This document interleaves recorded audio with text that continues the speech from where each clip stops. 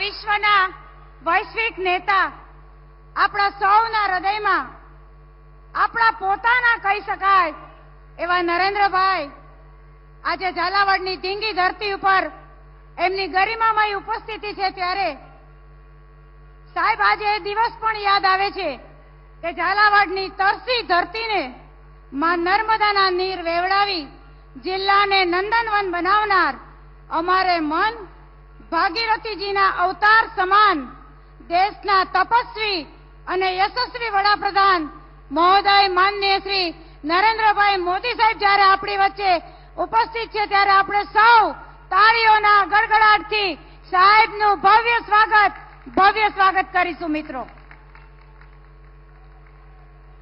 સાથે આપણી સૌની વચ્ચે ઉપસ્થિત ગુજરાત રાજ્યના મૃદુ અને મક્કમ તેમજ નિખાલસ વ્યક્તિત્વના ધની સમા માનનીય મુખ્યમંત્રી શ્રી ભૂપેન્દ્રભાઈ પટેલ સાહેબનું પણ હાર્દિક સ્વાગત કરું છું અને આ સભાને સંબોધવા માટે સ્વાગત માટે આપને આમંત્રિત કરું છું માનનીય શ્રી મુખ્યમંત્રી ભૂપેન્દ્રભાઈ પટેલ સાહેબ।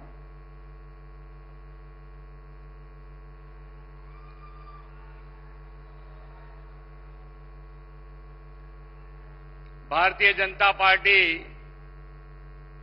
गुजरात प्रदेश द्वारा आयोजित विजय विश्व सभा में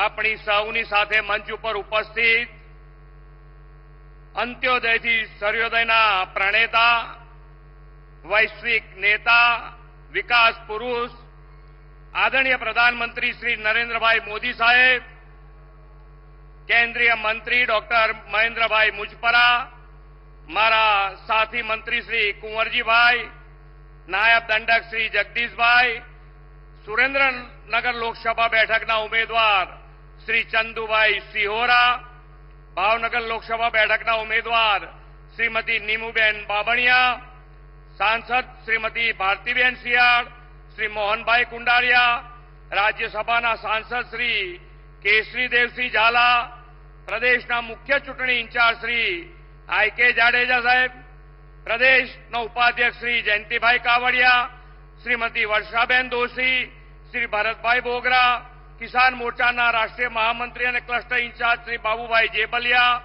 मारा साथी सौ धारासभ्य श्री, मंचस्थ सौ महानुभाव, प्रेस मीडियाना मित्रों, विशाल संख्या में उपस्थित सौ भाईओ बहनों, आप सौ ने मारा नमस्कार। जय श्री राम। विश्व नेता तथा मां नर्मदाना जल थी सौराष्ट्रनी धरती ने नवपल्लवित करनार विकास पुरुष आदरणीय श्री नरेंद्रभाई मोदी साहेबनु सौराष्ट्रनी आ धराव पर हूँ स्वागत करूं छूं। विश्वना सौथी वधु लोकप्रिय नेता और देशना यशस्वी वडाप्रधान श्री नरेंद्रभाई मोदी साहेब ने लोकसभा चूंटणी में विजयना आशीर्वाद आपवा विशाल संख्या में उपस्थित सौ नागरिक भाईओ बहनों पण हूँ स्वागत करूं छूं। पाछली बे टर्मथी मतदारोए भाजपनी विचारधारा और मोदी साहेबना विकासना विजन ने लक्ष्य में राखीने कमळનું बटन दबाव्યું છે। હવે આ ત્રીજી ટર્મમાં પણ ભાજપને પ્રચંડ જનસમર્થન અપાવીને મતદારો તમામ રેકોર્ડ તોડવાના છે। આ ચૂંટણી આવનાર 25 વર્ષ એટલે કે અમૃતકાળમાં ભારતના ભવિષ્યનો રોડમેપ કંડારનારી છે। પાછલા 10 વર્ષમાં મોદી સાહેબે દિવસ રાત જોયા વગર દેશના વિકાસ અને જનકલ્યાણના અવિરત કામ કર્યા છે। તેમણે જે કહ્યું તે કરી બતાવ્યું છે। આદરણીય મોદી સાહેબે જે વાયદા કર્યા હતા તે પૂરા કર્યા છે, જે વચન આપ્યા તે પાળ્યા છે। 2014 માં મોદી સાહેબ પહેલી વાર વડાપ્રધાન પદે આવ્યા અને તેમણે પહેલું કામ નર્મદા ડેમના દરવાજા મૂકવાની મંજૂરી આપવાનું કર્યું હતું। જે કામ 40 વર્ષ સુધી રોકાઈ રહ્યું હતું તે કામ મોદી સાહેબે એક ઝાટકે કરી બતાવ્યું। આવી તેમની વચનબદ્ધતા છે। આદરણીય મોદી સાહેબે દરિયામાં વહી જતા નર્મદાના પાણીને સૌની યોજનાથી સૌરાષ્ટ્ર તરફ વાળ્યા છે. ધોલેરાનું ઇન્ટરનેશનલ એરપોર્ટ, રાજકોટનું હીરાસર એરપોર્ટ, એમ બે ઇન્ટરનેશનલ એરપોર્ટ મોદી સાહેબે સૌરાષ્ટ્રને આપ્યા છે. 920 સ્ક્વેર કિલોમીટરમાં ફેલાયેલ ધોલેરા સેમિકન્ડક્ટર પ્લાન્ટ, રાજકોટમાં એમ્સ અને ભાવનગરમાં દેશનું પ્રથમ સીએનજી ટર્મિનલ પણ મોદી સાહેબના વિકાસ વિઝનનું જ પરિણામ છે. વિકાસની સાથે સાથે જનકલ્યાણ માટેની ગેરંટી પણ મોદી સાહેબે 140 કરોડ દેશવાસીઓને આપી છે. મોદી સાહેબની ગેરંટી એટલે સંકલ્પથી સિદ્ધિ, વિઝનથી વિકાસ, સહકારથી સમૃદ્ધિ, અંત્યોદયથી સર્વોદય અને આત્મનિર્ભરથી આત્મસન્માન. જેનું ભૂમિપૂજન કરે તેનું લોકાર્પણ પણ કરે અને જે કહ્યું તે કરી બતાવ્યું. આ છે મોદીજીની ગેરંટી. પરફોર્મ, રિફોર્મ અને ટ્રાન્સફોર્મના કાર્યમંત્રથી ચાલતી સરકાર એટલે મોદી સરકાર. ગરીબ, યુવા, અન્નદાતા, નારી શક્તિ, દરેક વર્ગ, દરેક વય જૂથ, દરેક સમાજ અને દરેક નાગરિકના જીવનના સર્વાંગી વિકાસ માટેની ગેરંટી આદરણીય મોદી સાહેબે આપી છે. નાના ફેરિયાઓ, લારી ગલ્લા ધારકોને બેંકમાંથી સરળતાએ લોન મળે તે માટે વડાપ્રધાનશ્રી પોતે તેમના ગેરેન્ટર બન્યા અને પીએમ સ્વનિધિ યોજનામાં આવા નાના ગરીબ વેપારીઓને આત્મનિર્ભર થવા માટેની લોન અપાવી. આજે નાગરિકોને વિશ્વાસ છે કે મોદીની ગેરંટી એટલે ગેરંટી પૂરી થવાની ગેરંટી. વડાપ્રધાન શ્રી નરેન્દ્રભાઈ મોદીના નેતૃત્વમાં ભારતીય જનતા પાર્ટી જ રાષ્ટ્રહિત સર્વોપરી માનીને ચાલતી પાર્ટી છે. વિકસિત ગુજરાતથી વિકસિત ભારત અને વિકાસના કામોની વણઝારને આગળ વધારવા માટે ભારતીય જનતા પાર્ટીના બધા જ ઉમેદવારોને જનતા જનાર્દન સમર્થન આપી અને આશીર્વાદ આપશે જ. અને સાથે મોદી સાહેબના નેતૃત્વમાં અબ કી બાર 400 પારના લક્ષ્યને અવશ્ય પાર પાડશે એવા વિશ્વાસ સાથે વિરમું છું. ભારત માતા કી જય. વંદે માતરમ. જય જય ગરવી ગુજરાત.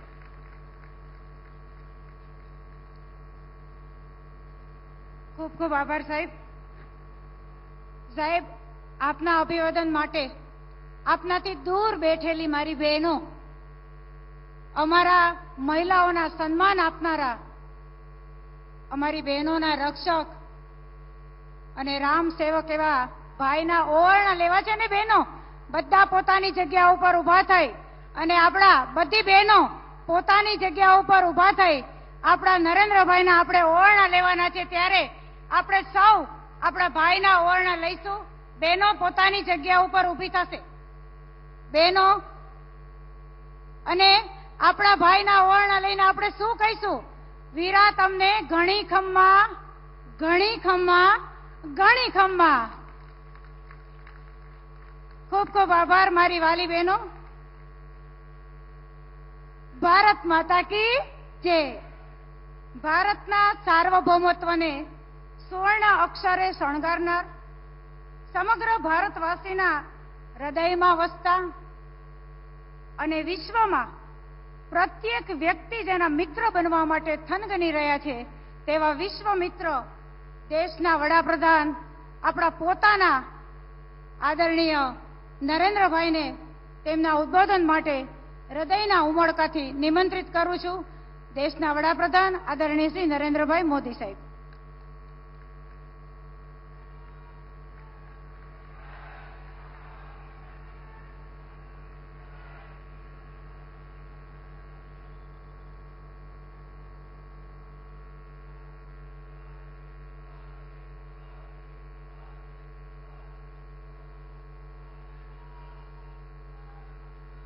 भारत माता की, भारत माता की, भारत माता की.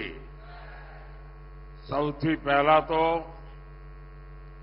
સુરેન્દ્રનગરમાં સભા હોય અને આટલી મોટી સંખ્યામાં માતાઓ બહેનો હોય એ જ મોટી ઘટના છે. અને એમાંય આ બધી માતાઓ બહેનો ઉભા થઈને ઓવારણા લીધા. આપે મને આશીર્વાદ આપ્યા.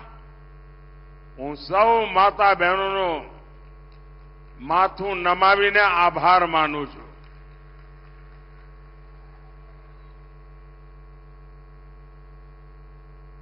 આપણું સુરેન્દ્રનગર મજામાં ને?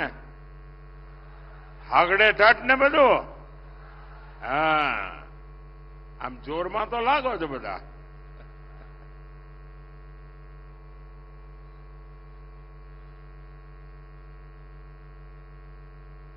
સાથે સાથે કરીને મને તો દિલ્હી મોકલી દીધો.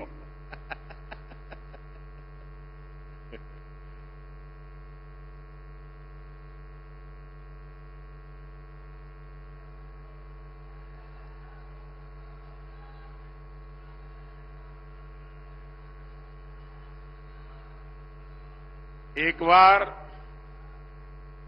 જનરલ કરિયપ્પા, જે દુનિયામાં મોટું નામ હતું, ભારતની સેનાના વડા હતા, ડગલે ને પગલે લોકો એમને સલામી કરતા હોય, સન્માન કરતા હોય, પણ એકવાર એમના ગામમાં, કર્ણાટકામાં એમને બોલાવીને એમનું સન્માન કર્યું. અને એ વખતે એમણે કહ્યું, ભાઈ દુનિયામાં ગમે તેટલી વાહવાહી થતી હોય, એ બધું તો હોય, પણ જયારે ઘર આંગણે જઈએ ને થાય ને ત્યારે જોમ જુદું હોય છે. આજે હું અનુભવ કરું છું, ગઈકાલથી હું આવ્યો છું, જે રીતે ગુજરાત આખું ઓવારણા લઈ રહ્યું છે, ગુજરાત જે રીતે પ્રેમ વરસાવી રહ્યું છે, ભાઈઓ બહેનો, હું ગુજરાતનું ઋણ ક્યારેય ન ભૂલી શકું. અને મારી શાસકીય કારકિર્દી જે છે એ સૌરાષ્ટ્રથી શરૂ થઈ. મને પહેલી વાર એમએલએ સૌરાષ્ટ્રે બનાવ્યો અને આ ગુજરાતે મને એવું પાકું ઘડતર કર્યું છે ને સાહેબ, તમે ટપલા મારીને ક્યાંય કાચો પડું છું? બોલો, ક્યાંય કાચો પડ્યો છું? ક્યાંય ઊણો ઉતર્યો છું? તમારું માથું ઊંચું ન થાય એવું કર્યું છે કે નથી કર્યું? છાતી તમારી 56 ની થાય એમ કર્યું છે કે નથી કર્યું? પણ એનું કારણ મોદી નથી હો, એનું કારણ તમારા આશીર્વાદ છે, એનું કારણ તમારા પ્રેમ છે. અને ભાઈઓ બહેનો, આપણે નાનું વિચારતા નથી, નાનું કરતા નથી. સ્ટેચ્યુ બનાવ્યું તો દુનિયાનું મોટામાં મોટું, સ્ટેડિયમ બનાવ્યું તો દુનિયામાં મોટામાં મોટું. એટલે કાચું કઈ કરવાનું જ નહીં. અને હવે 25 વર્ષનું લક્ષ્ય લઈને આપણે નીકળ્યા છીએ. અને વિકસિત ભારત, જ્યારે ભારતની આઝાદીના 100 વર્ષ થાય ત્યારે હિન્દુસ્તાન દુનિયામાં વિકસિત દેશ હોય. અને દુનિયામાં ભારત વિકસિત દેશ હોય એનો અર્થ કે આપણા ગુજરાતે તો 5 વર્ષ વહેલા વિકસિત થવું પડે ભાઈ. એટલે ભૂપેન્દ્રભાઈના નેતૃત્વમાં આપણે તેજ ગતિથી વિકસિત ગુજરાત, વિકસિત ભારત માટે બનાવવું છે. અને એના માટે ચાહે દિલ્હી હોય કે ગાંધીનગર, આપણે સાથે મળીને 140 કરોડ દેશવાસીઓના સપના પૂરા કરવા છે. પણ એના માટે તમારે મોદીને કાયમ મજબૂત કરવો જ પડે હો, ખરું કે નહીં? પેલી દીકરી ફોટો લઈને આવી, બેઠા બેઠા થાકી જઈ, મેં જોઈ લીધો. હા, શાબાશ, શાંતિથી સાંભળ બેટા, આપણા ઘરની જ વાત છે.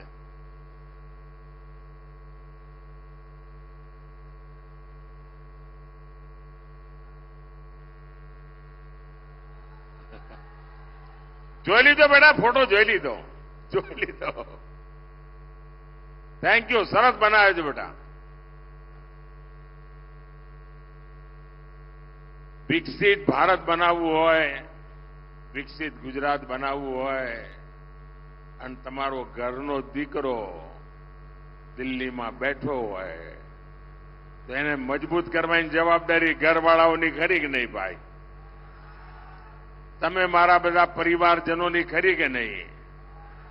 હવે 26 તમે આપો એ તો બરાબર છે ભાઈ, તમે 14 આપી ને 19 આપી, પણ આ વખતે તો મારે કંઈક વધારે જોઈએ છે. આપશો? જરા હાથ ઉપર કરીને કો આપશો, પણ એના માટે મહેનત કરવી પડે હો. આ 7મી તારીખ સુધી પગવાળીને બેસવાનું જ નથી. અને મારે તમારી પાસેથી 2 ચીજ જોઈએ. આપશો? હજુ મેં કહ્યું નથી ને તમે હા પાડી દીધી. ભારે વિશ્વાસ છો તમારો મારા ઉપર. એક, મતદાનના જેટલા પણ રેકોર્ડ હોય તમારા ગામમાં, તમારા બૂથમાં, એ બધા રેકોર્ડ તૂટવા જોઈએ અને એના કરતા વધારે મતદાન થવું જોઈએ. કરશો? કરશો? પણ એનો એક રસ્તો બતાવું. કરવું હોય તો કેવી રીતે કરાય? 10 વાગે પહેલા દરેક બૂથમાં 25 લોકો અથવા 30 મતદારો થાળી વગાડતા વગાડતા, ગીત ગાતા ગાતા, જેમ પ્રભાતિયા ગાય ને એવી રીતે મતદાન મથકે જાય. આખા બૂથમાં લોકશાહીનો ઉત્સવ ઉજવાય અને 10 વાગ્યા સુધીમાં આવા 30 સરઘસ નીકળે. ઓછામાં ઓછા 30 સરઘસ, દરેકમાં 30 મતદાર, અને જઈને આપણે મત આપીએ તો તમે જોઈ લેજો બાપુડી, એ પાકે પાયે તમારું મતદાનના રેકોર્ડ તૂટી જાય. બીજું કામ, આપણે આ વખતે બધા પોલિંગ બૂથ જીતવા છે ભાઈ. એકે પોલિંગ બૂથ હારવાનું જ નહીં. એકે પોલિંગ બૂથમાં ભાજપનો ઝંડો ઝૂકવા ના જોઈએ. મંજૂર? કરશો બધા? હોય 100%? આમ તો મને ગુજરાત ઉપર એવો ભરોસો ભાઈ, એ પાછી પાની કરે જ नहीं. साथियों, जब मैं गुजरात में था, आपकी सेवा में जुटा था, तब हमेशा आपके पास आकर के मैं गुजरात में क्या कर रहा हूं, सरकार क्या काम कर रही है, कैसे कर रही है, उसका रिपोर्ट कार्ड मैं हमेशा देता था. और वो आदत अभी भी गई नहीं है. और आज आपका ये बेटा, गुजरात का संतान, आपका सामने अपना 10 साल का रिपोर्ट कार्ड देने के लिए गुजरात आया है.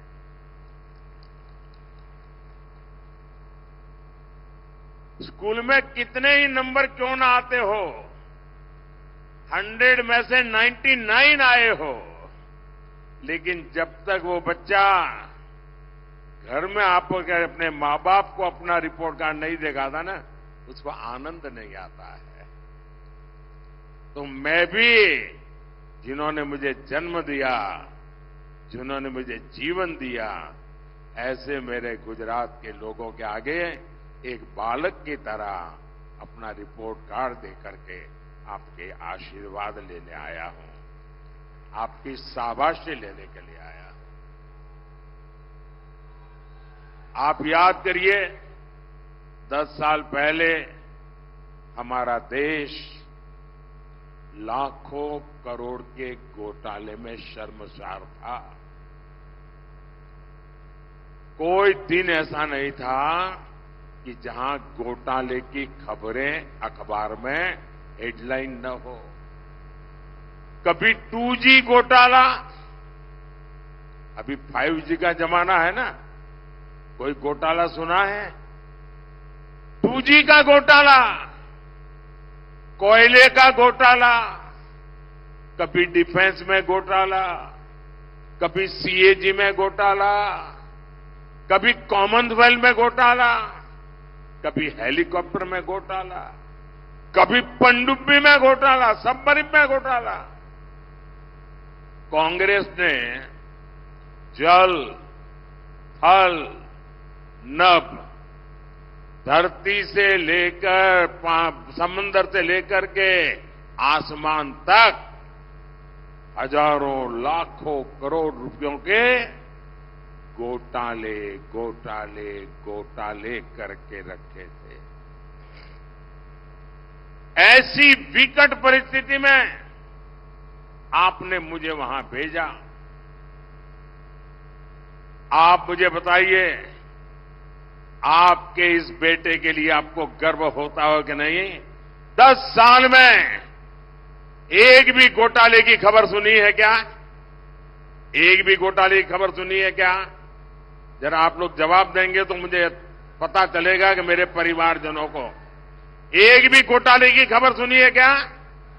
मोदी पर एक भी घोटाला चिपका है क्या? ये आपके बेटे का रिपोर्ट कार्ड सुनकर के आपको गर्व होता है कि नहीं होता है? जरा पूरी ताकत से मुझे आशीर्वाद चाहिए। आपको गर्व होता है कि नहीं होता है? आपको गर्व होता है कि नहीं होता है? साथियों, 10 साल पहले देश की सरकार से गरीब का भरोसा उठ गया था। कांग्रेस सरकार खुद को माई बाप समझती थी, उसी के भरोसे जीना और कांग्रेस को गरीब को तरसा तरसा कर मूलभूत सुविधाएं देना, कभी वंचित रखना, कभी लटका के रखना, किसी के सामने किसी दूसरे को दे देना, उनको उसी में आनंद आता था। गरीब को लगता था कि ये सरकार हमारे लिए है ही नहीं। आज देखिए, गरीब आज खुद आगे बढ़कर के इस बेटे पर प्रेम लुटा रहा। पहनने के लिए पूरे कपड़े न हो, 80-90 साल की आयु हो, वो मां जब कहती है कि दिल्ली में मेरा बेटा, दिल्ली में मेरा बेटा बैठा है, मुझे खाने के लिए वो भेजता है, तो बेटे को संतोष होता है कि नहीं होता है? जब गरीब का पेट भरता है तो आपके इस बेटे पर आपको गर्व होगा कि नहीं होगा? साथियों, आज सरकार उनकी चिंता करती, माताएं, बहनें, बेटियां अपना आशीर्वाद देते हुए थकती नहीं है। आपको हमेशा हमेशा गर्व होगा आपके बेटे के इस काम पर। साथियों, 10 साल पहले पूरी दुनिया भारत को बोझ समझती थी, कहती थी भारत खुद भी डूबेगा और हमें भी ले डूबेगा। कोई कहता था ये तो कंगाल देश है, ये तो कमजोर देश है, और पड़ोसी आए दिन बम धमाके करते थे, निर्दोष लोगों को मौत के घाट उतारते थे। दुनिया की बड़ी बड़ी कंपनियां भारत में आने का नाम तक नहीं लेती थी, और आज क्या स्थिति है? आज दुनिया में भारत का डंका बज रहा है कि नहीं बज रहा है? मैं आपसे बात करना चाहता हूं भाई। मैं जानता हूं मैं हिंदी बोल रहा हूं, मुझे गुजराती बोलना चाहिए, लेकिन ये टीवी वाले चाहते हैं कि कुछ हमारी रोजी रोटी का भी ख्याल रखो। आप मुझे बताइए साथियों, आज दुनिया में हिंदुस्तान का डंका बज रहा है कि नहीं बज रहा है? हिंदुस्तान का डंका बज रहा है कि नहीं बज रहा है? अमेरिका में भी हिंदुस्तान का डंका बज रहा है कि नहीं बज रहा है? यूरोप में हिंदुस्तान का डंका बज रहा है कि नहीं बज रहा है? ऑस्ट्रेलिया में भी हिंदुस्तान का डंका बज रहा है कि नहीं बज रहा है? जापान में भी हिंदुस्तान का डंका बज रहा है कि नहीं बज रहा है? किसके कारण? किसके कारण? किसके कारण? किसके कारण? किसके कारण? ये मोदी के कारण नहीं है, ये आपके एक वोट के कारण है। ये आपके वोट की ताकत है कि आज मोदी वहां बैठा है और दुनिया में हिंदुस्तान का डंका बज रहा है।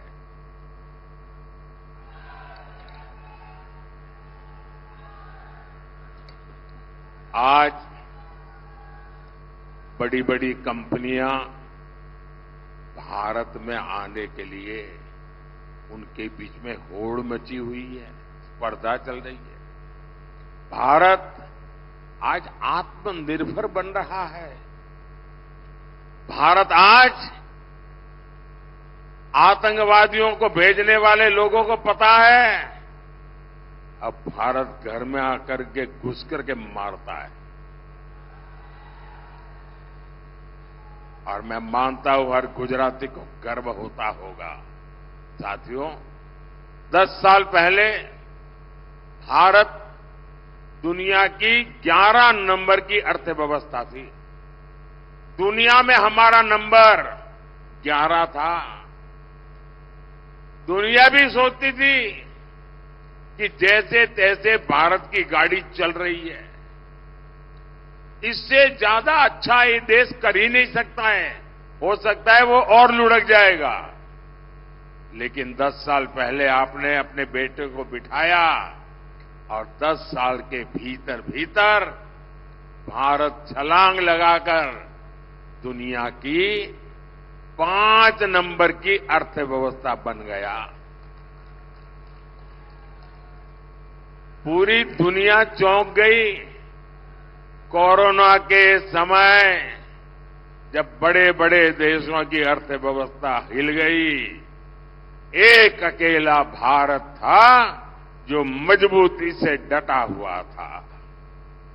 आपको ये बातें सुन करके गर्व होता होगा कि देश ने एक चाय वाले को, एक गुजराती बेटे को बिठाकर अच्छा काम किया है।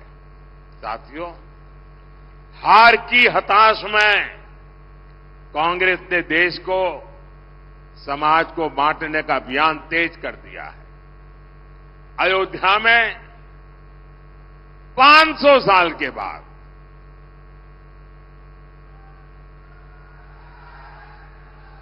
500 साल के बाद हमारे पूर्वजों की आत्मा जहां भी होगी ना, हमें आशीर्वाद देती होगी। आप मुझे बताइए, देश आजाद होने के दूसरे दिन राम मंदिर का काम होना चाहिए था कि नहीं होना चाहिए था? ये कांग्रेस वालों ने वोट बैंक के खातर लटकाए रखा, रोड़े अटकाए, उसके खिलाफ खेल खेले। अयोध्या में 500 साल के इंतजार के बाद भव्य राम मंदिर बना। आपको अपने बेटे पर अब भरोसा है ना? भरोसा है ना? जो कहेगा वो करता है ना? 500 साल का इंतजार खत्म हो गया साथियों। लेकिन कमाल देखिए, राम मंदिर के ट्रस्टियों ने घर जाकर के कांग्रेस के लोगों को निमंत्रण दिया कि आप भी आइए प्राण प्रतिष्ठा में, आपकी पुरानी सारी गलतियां माफ कर देते हैं, आइए हम बुलाते हैं। लेकिन कांग्रेस और उसके चेलों को, चट्टे बट्टे को ये निमंत्रण मंजूर नहीं था। उन्होंने निमंत्रण को ठुकरा दिया, ठुकरा दिया। भाइयों बहनों, राम मंदिर का निमंत्रण ठुकरा देना कितना उचित है मैं समझ नहीं पाता हूं। अब कांग्रेस ने हिंदुओं की आस्था में भी भेद करने का दुस्साहस शुरू किया है। कांग्रेस के अध्यक्ष श्रीमान मल्लिकार्जुन खड़गे जी, उन्होंने एक बड़ा गंभीर विषय छेड़ा है और उन्होंने कहा है भगवान राम और भगवान शिव, उसके संबंध में बड़ा खतरनाक बयान दिया है और वे बदिरादे से दिया गया हुआ स्टेटमेंट है। हिंदू समाज को बांटने के लिए खेल खेला गया है। वो राम भक्तों को और शिव भक्तों में भेद देखते हैं, भेद करते हैं और भेद करके लड़ाना चाहते हैं। हजारों हजारों साल से चली आ रही हमारी महान परंपरा, राम हो, कृष्ण हो, शिव हो, अरे मुगल भी इसे तोड़ नहीं पाए थे मल्लिकार्जुन जी। अब कांग्रेस तोड़ना चाहती है। तुष्टीकरण के लिए कांग्रेस और कितना नीचे जाएगी। और कांग्रेस के लोग सुन लें, जो राम को खत्म करने के लिए निकला था उसका क्या हुआ था। और उनके एक शाहजादे ने महीने भर पहले कह दिया था कि मैं इस देश में शक्ति का विनाश करके रहूंगा। ये शक्ति स्वरूपा मेरी माताएं बहनें बैठी है। हम शक्ति के उपासक हैं। कोई अंबा की उपासना करता है, कोई चामुंडेश्वरी की करता है, कोई चोटीला के पगडंडी पर जाकर के ऊपर जाकर के मां चामुंडेश्वरी का, कभी दुर्गा का, कभी काली का, कभी लक्ष्मी का, कभी सरस्वती का, हम शक्ति की उपासना करते हैं। और शाहजादे ने कह दिया था कि मैं शक्ति का विनाश करूंगा। और जो शक्ति की उपासना करने वाले लोग हैं, क्या वो शक्ति का विनाश करने वालों को कभी स्वीकार कर सकते हैं क्या? जो शिव और राम को लड़ाने की बात करते हैं, वो कभी स्वीकार कर सकते हैं जी? हम तो वो लोग हैं जिन्होंने शिव जी के सामने कमल पूजा करके अपने सिर काट करके रख दिए थे जी। ये क्या कर रहे हैं लोग? साथियों, कांग्रेस हमेशा से रॉन्ग डिलीवरी वाली पार्टी है। देश को आजादी दिलानी थी, लेकिन उन्होंने बंटवारा कर दिया। देश का विकास करना था, लेकिन जो था वो भी लूट लिया। गरीबों का पैसा गरीबों को जाना था, लेकिन कांग्रेस की तिजोरी में पहुंचा। अब एससी, एसटी, ओबीसी के हक का आरक्षण हमारे दलित, हमारे आदिवासी, हमारे बख्शीपंथ के भाई बहन, उनको जो आरक्षण मिला है, जो बाबा साहब आंबेडकर ने दिया है, जो भारत के संविधान ने दिया है, ये आरक्षण भी अब एससी, एसटी, ओबीसी से लेकर के धर्म के आधार पर मुसलमानों को डिलीवर करना चाहते हैं। पिछले 3 दशक से कांग्रेस लगातार ऐसी कोशिश कर रही है। कांग्रेस ने कर्नाटका में रातों रात एक फतवा निकाला, एक पेपर निकाला, थप्पा मार दिया और कह दिया कि कर्नाटका में जितने भी मुसलमान हैं वो सबके सब ओबीसी है। हुआ क्या? ओबीसी कोटा में जो आरक्षण था उसमें से बहुत बड़ा डाका डाल दिया, लूट लिया और ओबीसी का आरक्षण उधर चला गया। ये खेल खेलते जी। और इस बार कांग्रेस का मैनिफेस्टो, घोषणा पत्र, उसमें अगर आप देखेंगे पहली नजर में ही लगता है कि उनके मैनिफेस्टो पर मुस्लिम लीग की छाप है। कांग्रेस का पंजा नहीं है, उस पर मुस्लिम लीग का पंजा है। साथियों, जब से मैंने एससी, एसटी, ओबीसी के खिलाफ कांग्रेस की सच्चाई को देश के सामने रखा है, कांग्रेस संतुलन खो चुकी है, बौखला गई है। कांग्रेस झूठ पर झूठ बोले जा रही है और इसलिए मैं भी कांग्रेस को 3 चुनौतियां दे रहा। હું 3 પડકાર ફેંકું છું કોંગ્રેસ સામે। મારા 3 પડકાર છે અને શાહજાદામાં હિંમત હોય, કોંગ્રેસમાં હિંમત હોય, એમના ચટ્ટા બટ્ટાઓમાં હિંમત હોય તો एक चाय वाले का बेटा मुकाबला करने के तैयार है। मारो पहलो પડકાર कांग्रेस લખીને બાંયધરી આપે કે એ ભારતના બંધારણમાં કોઈ છેડછાડ નહીં કરે, ભારતના બંધારણને નહીં બદલે। કોંગ્રેસ લખીને આપે, બાંયધરી આપે કે બાબા સાહેબ આંબેડકરે જે આરક્ષણ આપેલ છે એને ધર્મના આધાર પર દલિતો, આદિવાસીઓ પાસેથી લૂંટીને, બક્ષીપંચ પાસેથી લૂંટીને મુસલમાનોને આરક્ષણ નહીં આપે। અને મારો ત્રીજો પડકાર છે, કોંગ્રેસ લેખિતમાં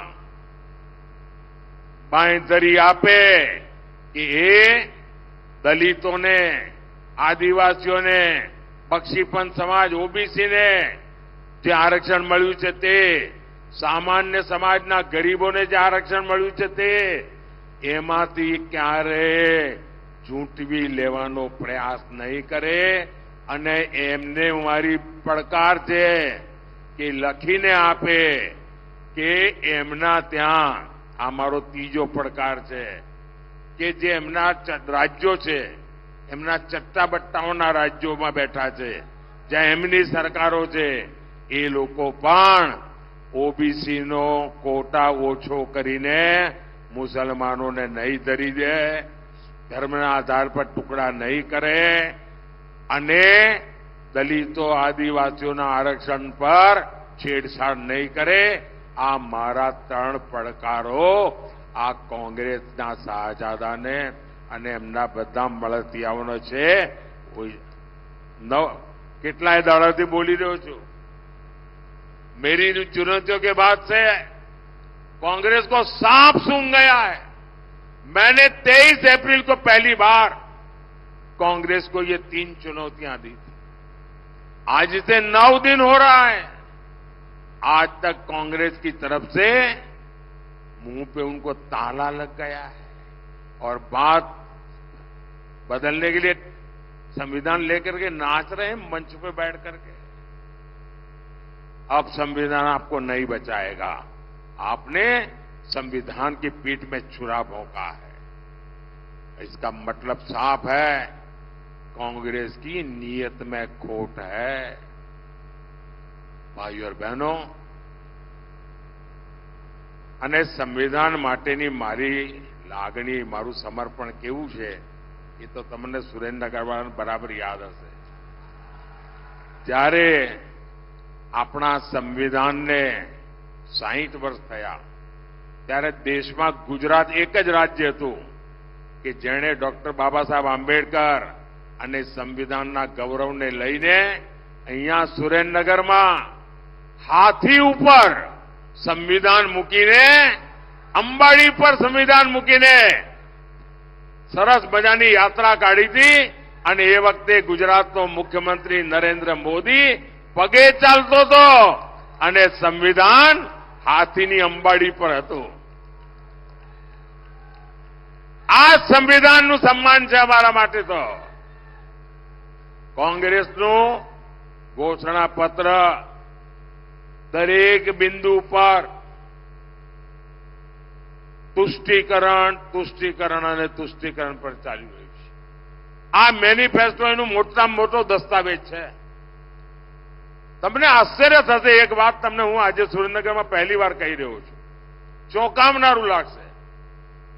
इन्होंने क्या किया है अपने मैनिफेस्टो में? उन्होंने लिखित कहा है, ये मेरे पत्रकार बंधु भी चौंक जाएंगे सुन करके. उन्होंने लिखित में कहा है कि अब जो सरकारी टेंडर होंगे उस टेंडर में भी माइनॉरिटी के लिए, मुसलमानों के लिए एक कोटा फिक्स कर दिया जाएगा. अब क्या सरकारी ठेकों में भी धर्म का आधार पर आरक्षण लाया जाएगा क्या? सरकारी टेंडर देने की देश आजाद हुआ तब से अब तक एक तय प्रक्रिया होती है. जो सही बोली लगाता है, जो अच्छी क्वालिटी का ट्रैक रिकॉर्ड रखता है, अच्छी क्वालिटी का भरोसा देता है, जिसके पास उस काम करने के लिए एक्सपर्टाइज है, क्षमता है, संसाधन है, सारे पैरामीटर से निकलने के बाद उसको ठेका मिलता है. जाति और धर्म के आधार पर ठेका नहीं मिलता है. अब कांग्रेस कह रही है, अपने वोट बैंक के लिए पक्षपात करते हुए वो कहती है कि ठेका अब ऐसे नहीं मिलेगा, ठेका धर्म के आधार पर बांटा जाएगा. साथियों, भाजपा कह रही है हम आधुनिक इंफ्रास्ट्रक्चर बनाएंगे. कांग्रेस की चली तो इसके टेंडर भी धर्म के आधार पर बांटेगी. ये हाईवे, एक्सप्रेसवे जो बन रहे हैं वो भी क्या धर्म के आधार पर बनाए जाएंगे? देश की सेना के लिए हम मेड इन इंडिया अस्त्र शस्त्र बना रहे हैं. बारूद भी बना करके सरकार को बेच सकते हैं. क्या धर्म के आधार पर अब किसी धर्म के विशेष को कहेंगे कि तुम बारूद बनाओ हमारी सेना के लिए, कि योग्य व्यक्ति को देंगे? कोई भी धर्म के आधार पर नहीं, जाति के आधार पर नहीं, योग्यता के आधार पर देंगे. अब कांग्रेस की ये सनक देखिए, चुनाव जीतने के लिए, सत्ता पाने के लिए ये देश को तबाह करने पर लगे हैं. हर सेक्टर में ये देश को बांटने का ये मुस्लिम लीगी प्लान देश को मंजूर नहीं है. और कांग्रेस लिख के रखे, जब तक मोदी जिंदा है ना, मोदी जिंदा है तब तक आप देश का ऐसा बंटवारा नहीं कर पाओगे. અને આપણે ત્યાં તો કહે છે કાઠિયાવાડમાં ખેલ ખેલાડીના અને ઘોડા સવારોના. ભાઈઓ બહેનો, સંવિધાનની બાબતમાં મારું કમિટમેન્ટ તમને ખબર છે. અને મેં અહીંયા જેમ વર્ણન કર્યું એમ 60 વર્ષ મેં મનાયા હતા ને, હવે દિલ્હીમાં છું, હવે 75 થયા છે. સાહેબ, ધૂમધામથી હું સંવિધાનની 75મી વર્ષગાંઠ મનાવવાનો છું. અને આ સંવિધાનને ચેડા કરવાળી જે લોકો છે, ગેંગ, એને ખુલ્લી પાડવાનું. ગામે ગામ, સ્કૂલે સ્કૂલે, મોહલ્લે મોહલ્લે જઈને આ ત્રીજી ચોથી જૂને પરિણામ આવ્યું નથી કે હું પાછળ પડ્યો નથી. તમે જોઈ લેજો. સંવિધાન की મર્યાદા, સંવિધાનનું સન્માન, સંવિધાન પ્રત્યે રાષ્ટ્રની અંદર જાગૃતિ, એનું એક મોટું અભિયાન ચલાવી. આ લોકોને મારે મગજ ઠેકાણે લાવવા જ પડશે. ભાઈઓ બહેનો, આજે દેશ જે રીતે પ્રગતિ કરી રહ્યો છે, મારા જે ફર્સ્ટ ટાઈમ વોટર છે એમને ખબર નહીં હોય. જ્યારે હું પ્રધાનમંત્રી બન્યો એ પહેલા તો એ લોકો 8 વર્ષના, 10 વર્ષના, 12 વર્ષના હશે. એ વખતે એમને કાંઈ ખબર નહીં હોય દેશની શું દશા હતી. મારે મારા ફર્સ્ટ ટાઈમના વોટરોને કહેવાનું છે કે તમે તો ગૂગલ ગુરુવાળા વિદ્યાર્થીઓ છો, તો તમે બધા ગૂગલ ગુરુના શિષ્યો છો. જરા ગૂગલ પર જઈને 2012, 13, 14ના જરા છાપા જોઈ લેજો. એ દિવસોને યાદ કરજો. આપણે હવે દેશને ત્યાં નથી લઈ જવો. મારા પહેલા વખતના જે મતદારો છે, તમારું પહેલું વોટ દેશના નામે જ હોવો જોઈએ, દેશના ભવિષ્ય માટે હોવો જોઈએ. ભાઈઓ બહેનો, રાજકોટ હોય, ભાવનગર હોય, ખૂબ મોટી માત્રામાં ઔદ્યોગિક વિસ્તાર, એના માટે આપણે કામે લાગ્યા છીએ.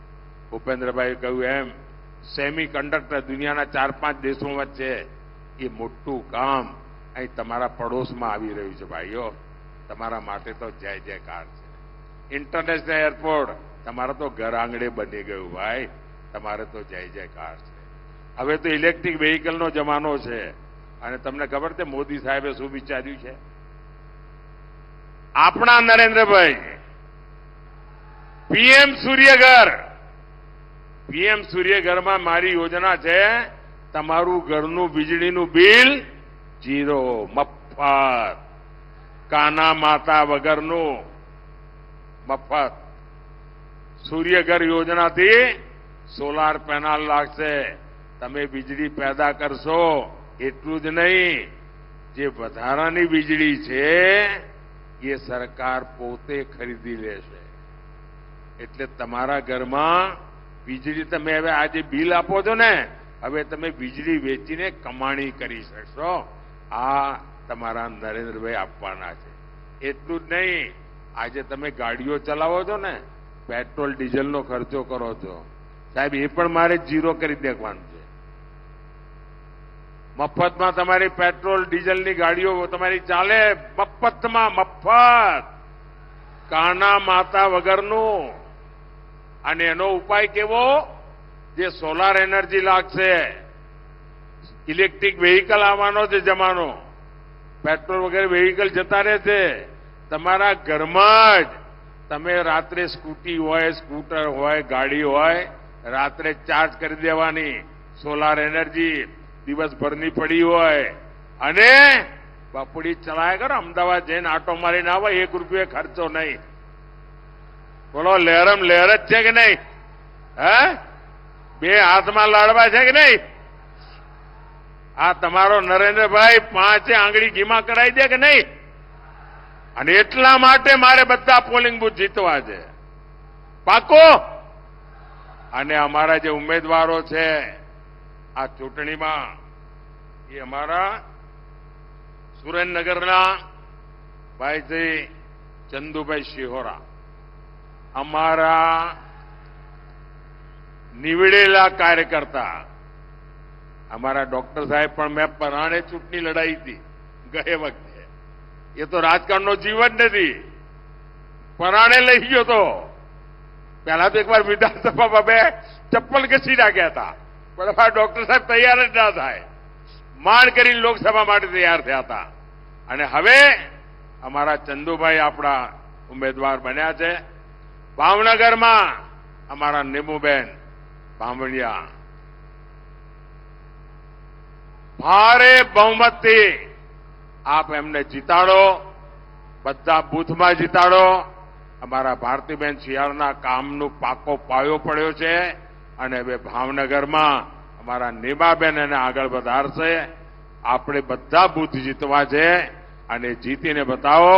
બોલો, ભારત માતા કી, ભારત માતા કી, ભારત માતા કી. बहुत बहुत धन्यवाद. સાહેબ, આપનો ખૂબ ખૂબ આભાર. આપના ઉર્જાવાન ઉદ્બોધન અમારા કાર્યકર્તાઓને જોમ અને જુસ્સો પ્રદાન કર્યો છે. આપણે બધા આપણી જગ્યા ઉપર ઉભા થઈને સાહેબને વચન આપીએ કે સાહેબ આપે જે અપેક્ષા રાખી છે અમે પૂરી કરીશું. બોલો, ભારત માતા કી, ભારત માતા કી. આજની સભાને આભાર વિધિ કરવા માટે હું મોરબી જિલ્લાના પ્રમુખ આદરણીય શ્રી રણછોડભાઈને વિનંતી કરીશ કે આપ આભાર વિધિ કરશો.